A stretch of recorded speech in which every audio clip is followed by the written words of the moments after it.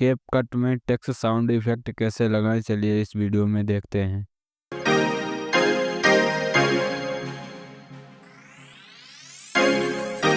जम्मिया सी जदों मैं पंगूड़े विच पिया सी, रोंदा वेख बापू जी ने हत्थां विच जक लिया सी। ओए जम्मिया जिदण तू महीने हुंदे गए, यार होनी थोड़े जे कमीने हुंदे गए।